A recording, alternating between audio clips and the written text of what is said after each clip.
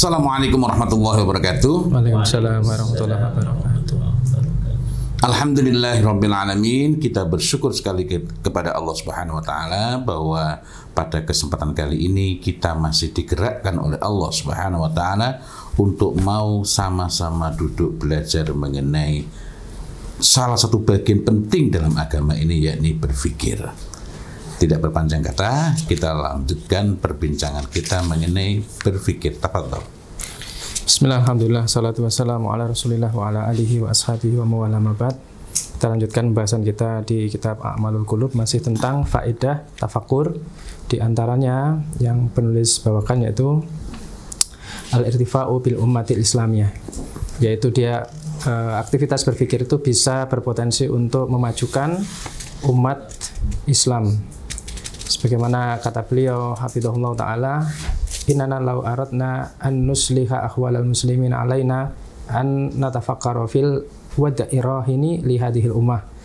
Sungguhnya kita ini kalau menginginkan kebaikan atau berusaha memperbaiki keadaan kaum muslimin, maka kita mesti bertafakur dalam kondisi dan fakta yang aktual bagi umat ini. Wa nuhawila iktisafa akhta'iha wa muqaranatu halaha bi khali salaf. Dan kita berusaha menyingkap kesalahan-kesalahan umat ini, kemudian membandingkannya dengan keadaan para salaful ummah dulu. Walina lama sabab alladhi ja'ala aslafana yusaitiruna ala arja'i ad-dunya. Kemudian sehingga kita bisa mengetahui sebab-sebab yang menjadikan salaf kita ini mereka bisa menguasai penjuru dunia. Bainama nahnu nuhawilu an naslama minal aidi allati tutaluna. Sementara kita hari ini masih sibuk untuk bagaimana selamat dari tangan orang yang menguasai kita. Jadi beliau mengajak kita untuk berpikir, melihat, menyelami problematika umat dan mengetahui kesalahan-kesalahan umat hari ini, kemudian membandingkan dengan kondisi para salaf dahulu, apa yang membuat mereka itu bisa menguasai penjuru dunia, sementara kita hari ini masih sibuk bagaimana caranya selamat dari cengkeraman orang-orang yang menguasai kita. Wa haula'i muslihuna al mujaddidun al kibaru alladhi muru alal ummatil islamiyah minal muakkid an awwala ma fa'alu huwan nadru fi khalil muslimin mada yanqasuhum. Nah, orang-orang yang berusaha melakukan perbaikan, mereka pembaharu yang besar itu mereka mendorong kita umat Islam ini memberikan menegaskan pertama kali yang mesti dilakukan adalah memperhatikan, melihat bagaimana keadaan kaum muslimin hari ini, apa yang membuat mereka itu kurang. Wa ina khilalu, di mana celah-celah yang ada pada diri kaum muslimin hari ini. Wa mahiya sagharat, dan apa yang menjadi kelemahan kaum muslimin hari ini. Summa pada dalika syamaru an sa'ati al-jid wal ijtihad. Setelah itu kemudian berusaha bagaimana membantu dengan upaya yang sungguh-sungguh fi tahsili asbabil quwwah wal irtiqa bi khalil muslimin, yaitu berusaha sungguh-sungguh bagaimana bisa mendapatkan sebab-sebab kuatnya dan majunya kaum muslimin hari ini.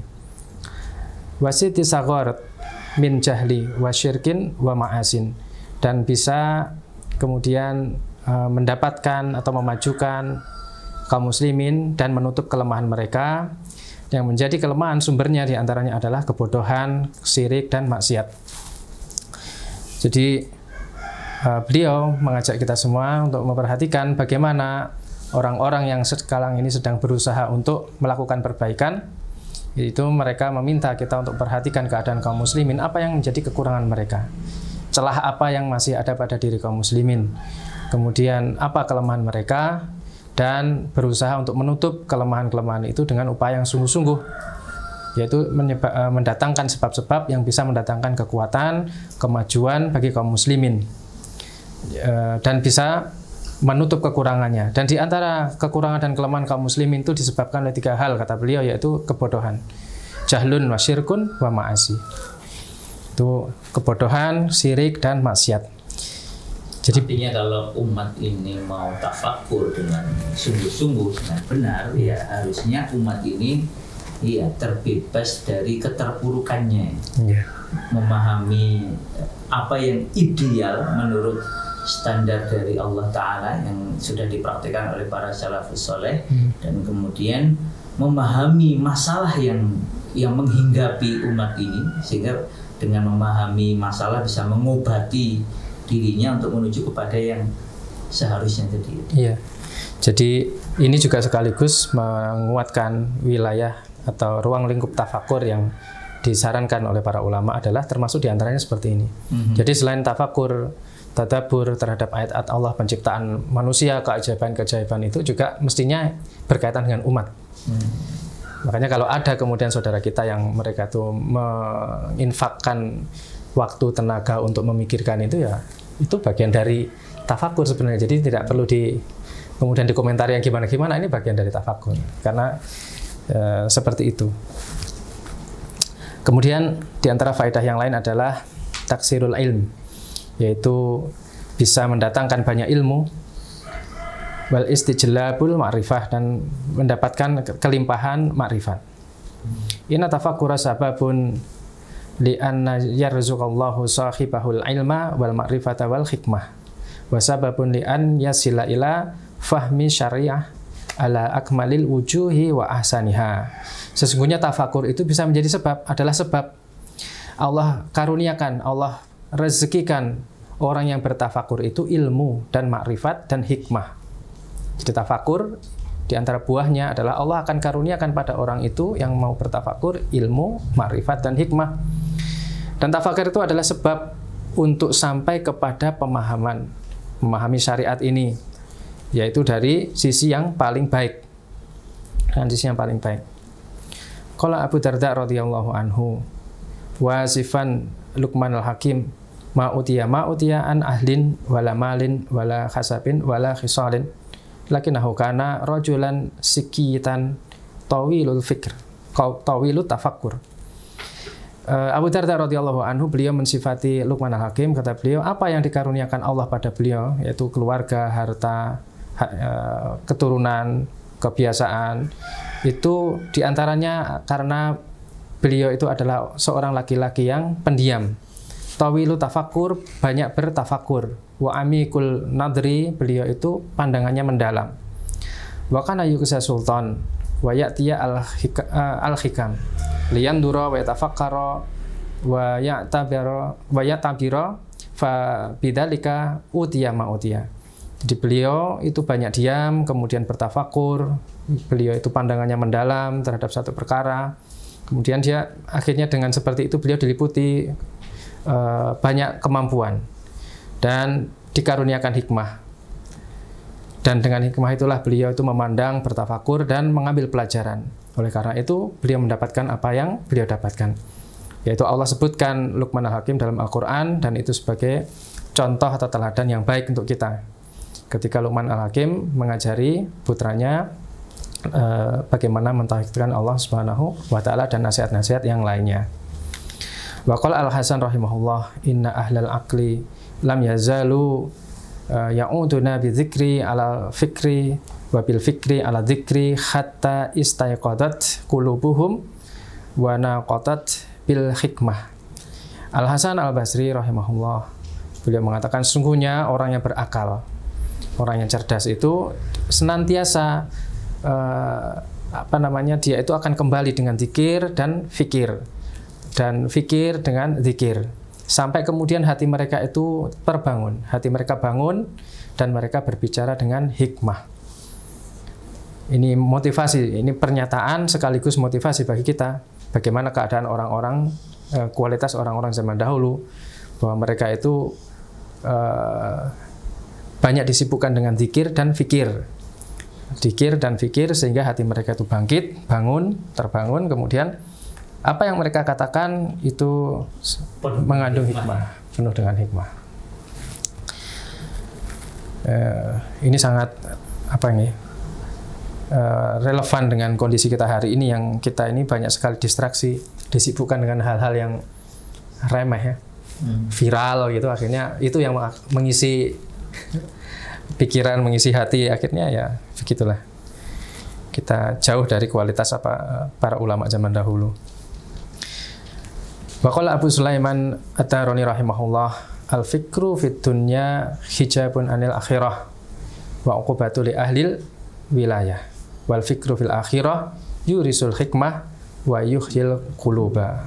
Kata Abu Sulaiman, memikirkan dalam masalah dunia, terlalu sibuk dengan urusan dunia itu menjadi hijab dari akhirat. Tapi sebaliknya memikirkan akhirat itu bisa mendatangkan hikmah dan menghidupkan hati. Kemudian Imam Syafi'i berkata, ista'inu alal kalami bi samt, ai ala waznihi wa jawdatihi wa alal istinbat bil fikrah. Kata Imam Syafi'i, kalian tuh minta tolong lah untuk memperbaiki ucapan itu dengan apa? Dengan cara diam. Maksudnya apa? Menimbang ucapan itu dan memperhatikan kualitas ucapan itu. Kemudian bagaimana ucapan itu akan dikeluarkan, maka ditimbang dengan pikiran. Qala aidan, Imam Syafi'i juga berkata, al-fadhail arba'. Keutamaan pada diri seorang itu ada 4. Yang pertama, ikhdaha al-hikmah, yaitu hikmah. Wa qiwamuha al-fikrah. Hikmah itu pondasinya atau tiangnya adalah pemikiran, berpikir, aktivitas berpikir. Bahasanya yang kedua adalah ifah, itu menjaga diri dari potensi dosa. Wa qiwamuha dan imatnya, yaitu tiangnya, penyangganya adalah taghallub ala syahwat, yaitu menundukkan, mengalahkan syahwat. Itu keutamaan yang kedua. Kemudian yang ketiga adalah quwwah, wa qiwamuha al taghallub alal ghadab.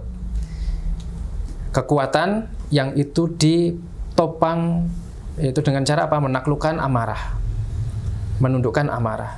Wa rabi'ah yang keempat, al adl wa qiwamuhu fi i'tidali quwwat nafs, yaitu seimbang, kondisi jiwanya itu seimbang. Jadi ada 4 hal yang kalau ini ada pada kita, maka kita mendapatkan keutamaan yang besar dari sisi Allah Ta'ala. Yang pertama adalah hikmah, yang itu ditopang oleh aktivitas berpikir. Orang yang menimbang ucapan, menimbang sebelum dia menyampaikan sesuatu, maka itu bisa mendatangkan hikmah. Kemudian yang kedua adalah ifah, menjaga diri dari dosa, dan itu bisa didapatkan dengan dia menaklukkan syahwatnya. Dan yang ketiga adalah kuat, yaitu bisa mengendalikan amarah. Yang keempat adalah adil, yaitu dia memiliki kondisi jiwa yang seimbang, jadi stabil, dia tidak mudah terombang-ambing, baik oleh yang didorong oleh hasratnya ataupun oleh pemikiran-pemikiran di luar dirinya. Fakaifa antajal ulama uhadal intija al-ghazir wa kaifa alfu hadhil kutub. Bagaimana para ulama itu dia bisa menghasilkan hasil-hasil yang luar biasa, bagaimana mereka bisa menulis kitab-kitab. Wa kaifa istimbatu hadhil aqwal sawa'un fi tafsir au fil fiqh au ghairi dzalika min furu'il ilm.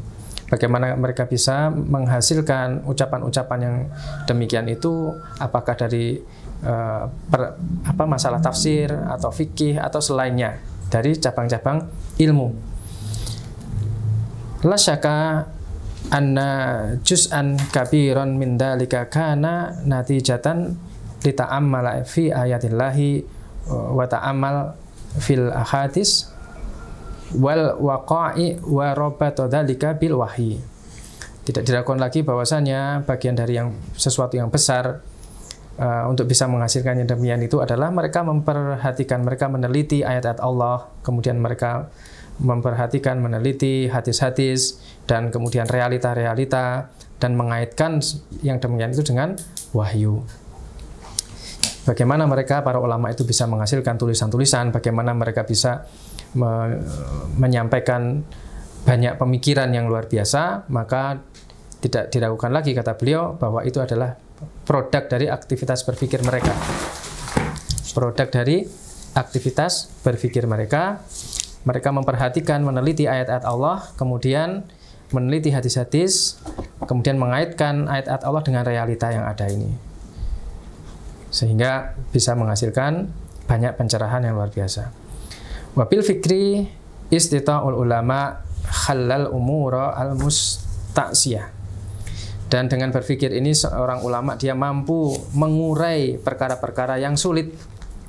Mengurai perkara-perkara yang sulit. Wabil fikri istita'ul ulama'an yajma'u bainal nususi allati dhaharoha at-ta'arud. Dan dengan aktivitas berpikir ini pula para ulama bisa mengompromikan antara nas-nas yang secara dohir itu nampak saling bertentangan. Contohnya apa? Bagaimana firman Allah Ta'ala contohnya. Wala taziru waziratun wizra ukhra. Tidaklah seorang itu menanggung dosa orang yang lain. Dosa orang yang lain. Kemudian Nabi SAW bersabda, innal mayyita yu'addibu bi buka'i ahlihi alaihi. Yu'addabu bi buka'i ahlihi alaihi. Bahwasanya Nabi SAW bersabda, mayit itu akan diadab karena tangisan keluarga kepadanya. Ini kan seolah-olah bertentangan, padahal Allah katakan seseorang itu tidak akan menanggung dosa orang lain. Tapi Rasul katakan mayit itu nanti akan diadab karena tangis saudaranya kepadanya. Jadi kalau ada seseorang meninggal terus istrinya atau anak-anaknya menjerit-jerit, meraung-raung, menunjukkan kesedihan yang berlebihan ya. Makanya itu kan seolah-olah ini bertentangan. Kalau followernya gimana? Wah, followernya terus meraung-raung gitu ya. Lebih banyak gitu. Ini menarik. Zaman sekarang. Makanya ini stressingnya bukan di situ sebenarnya, lebih ke kalau ada ayat kemudian ada nas ya, ini ada ayat ada hadis loh ini kelihatannya bertentangan gitu ya, padahal insya Allah tidak. Tidak. Maka para ulama kemudian kata beliau, fa'inal ayat al-Qur'aniyah dallat ala anal insana la yatahamala ma'asi al-akharin. Ayat Al-Qur'an ini menunjukkan bahwasanya seorang itu tidak akan menanggung maksiat orang lain. Wa dalal hadisu ala annal mayyita yu'adzabu bi maksiati ahlihi. Akan tapi hadisnya itu menunjukkan bahwa mayit itu akan diadab karena maksiat keluarganya. Wa nauhuhum wa jazaohum, yaitu tangisan mereka dan ratapan mereka. Nah, ini bagaimana? Kata beliau, walakin ulama bitafakkur istita'u an yasilu li hadhil mas'alah faqalu inna adabal mayyit inna ma yakunu idza amara ahlahu min ba'dihi an yabqu alaihi wa huwa qad udziba ala ma amara bihi. Kata para ulama, dengan tafakur mereka akhirnya mampu untuk sampai bisa mengurai masalah seperti ini. Kata mereka, sesungguhnya mayit itu diadab, atau adabnya mayit itu semata-mata terjadi jika si mayit itu sebelumnya sudah memerintahkan pada keluarganya, nanti kalau mati itu kalian nangis menunjukkan rasa bela sungkawa, rasa kehilangan. Tunjukkan pada dunia betapa aku berharga. Misalnya. Maka kalau seperti itu akan diadab. Gitu. Memang ada orang yang begitu kan, realitanya ada memang ada. Di zaman jahiliyah dulu ataupun hari ini masih ada sebagian tradisi yang ketika keluarganya mati itu ada memang ritual mereka itu nangis di hadapan jenazahnya itu. Bayar ya. Saya tidak tega mau mengatakan ini salah satu etnis lah intinya gitu. Begitu. Salah satu keyakinan yang berada pada ras. Ya. Ya. Karena tidak semua di ras itu demikian. Betul. Sebagian tidak. Karena misalnya di keluarga mertua kami itu tidak sampai seperti itu. Tapi itu dijumpai di yang lain. Ya. Sampai seperti itu. Artinya siapapun yang melakukan hal tersebut maka dia harus ingat baik-baik. Dan itu sekaligus menunjukkan bahwa dalil ini berlaku hingga akhir zaman. Iya. Masya Allah. Artinya tetap senantiasa ada orang-orang seperti itu disebabkan oleh keyakinan atau ajaran yang mereka pegangi yang berasal dari Tuhan. Wallahu a'lam bishawab.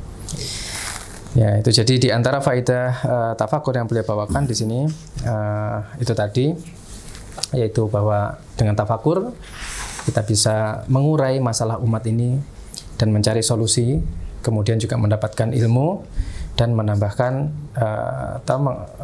makrifat yang luar biasa dari Allah Subhanahu wa taala. Termasuk diantaranya tadi, kalau misalnya mendapati hal-hal yang kelihatannya nas ini bertentangan, ternyata para ulama bisa mengkompromikan, mencari hubungan yang tepat sehingga kemudian tidak menimbulkan salah paham di kalangan kaum muslimin. Wallahu a'lam bishawab. Itu yang kita baca pagi ini, mudah-mudahan bermanfaat. Masya Allah, alhamdulillahirabbil alamin. Mudah-mudahan majelis kita saat ini menjadi majelis yang Allah Ta'ala ridhai, Allah Ta'ala barakahi, dan mudah-mudahan kita termasuk orang-orang yang berfikir. Wallahu a'lam bishawab. Ihdinas shiratal mustaqim. Billahi taufiq wal hidayah wa ridha wal inayah. Walhamdulillahirabbil alamin. Wassalamualaikum warahmatullahi wabarakatuh. Waalaikumsalam warahmatullahi wabarakatuh.